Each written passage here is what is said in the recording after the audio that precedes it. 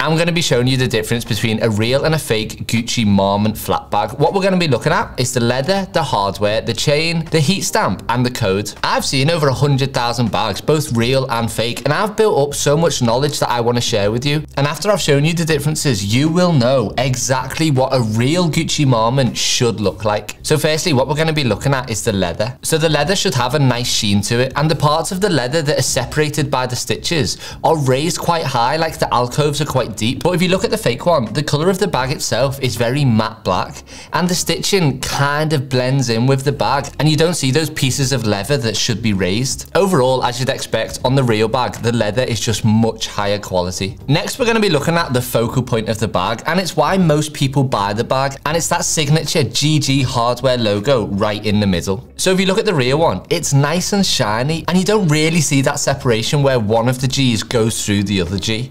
But then if you look at the fake one, the gold is quite a dull and again a matte finish, and then where the G intersects with the other G, you see like what I can probably best describe as like glue residue, which tries to stick the two G's together. If you look just below the GG hardware, you'll see that on the real one, the leather ends with like a spike. And then if you look at the fake one, it has like a circular, more oval finish to it.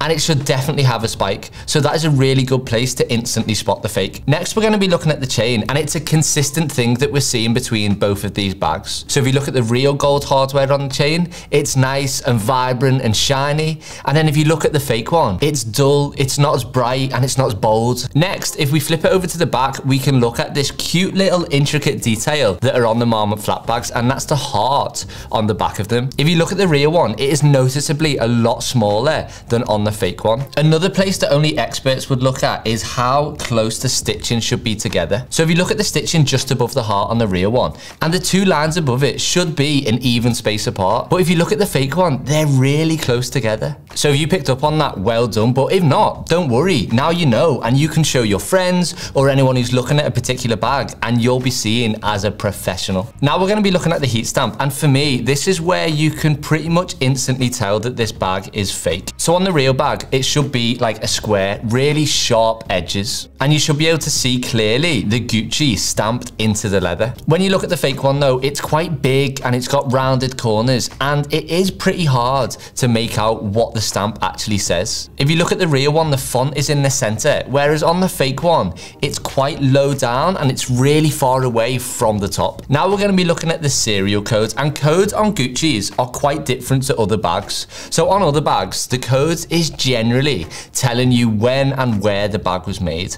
However, with Gucci codes, it tells you the style of the bag and what production line it was in. So you can't really, unless you've got inside information, tell exactly when that bag is from. So if we look closer at the codes, I want to first focus on the actual leather tab itself.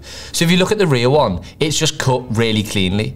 But then when you look at the fake one, it's kind of got this like leather trim and leather lining that like seals the sides and the top of the tab. Again, on the real one, the font is pressed in and you can really make out what it says. But then when you look at the fake one, the numbers are quite close together, they're quite small, and they're not pressed into the leather as much, so it is harder to see them. One little trick I would definitely advise is looking at the font. So if you actually compare the 4s or the 9s or even the 7s on this code, they're actually a completely different font. I wouldn't just go off codes on Gucci bags to check if they're real or not, because what fake manufacturers can do is literally just copy the genuine code and put it into their bag. So that's why it's really, really important to look for all these other intricate little details. Do you think SUPERFAKEs are worth buying? Well, I did a whole video expressing my opinion, which you can watch if you just click here. If you want to watch my real versus fake Chanel classic flap, just click here.